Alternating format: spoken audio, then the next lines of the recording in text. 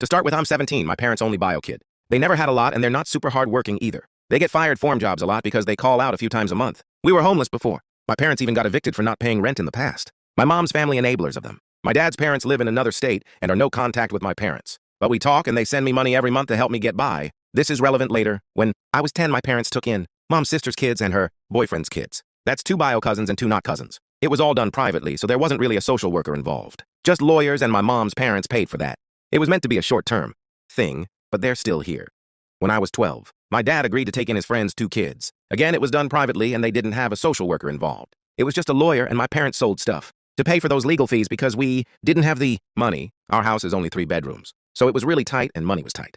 My dad's parents wanted to take me in, but my parents were like, no way, and told them to fuck off and leave me where I was with my family. My grandparents looked into fighting for custody, but the lawyers they talked to said that was not going to happen. So they started sending me money secretly. It was a little then, and it increased in the last year. When I was 14, my parents took in another kid who's the kid of someone mom used to know. Or maybe it was someone her sister knew. IDK. I gave up trying to follow. But that was another kid added to the mix.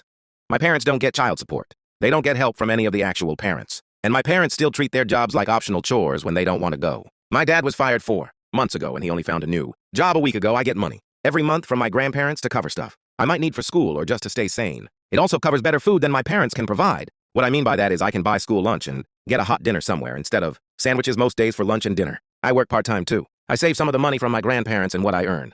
My parents found out about the money after listening to a conversation I had with Grandpa a couple of months ago. Since then, they have asked me to help provide for the family. They say I have siblings who would love to get extra stuff and how they would love for us all to be more secure. I got so mad I told my parents to fuck off and provide for the kids they took in themselves because that was their choice, not mine. And I'm not picking up their slack. My parents acted surprised that I would feel that way. They said they thought I loved my siblings. I wanted to ask if they were insane, but figured they'd think I was the insane one. Am I the asshole?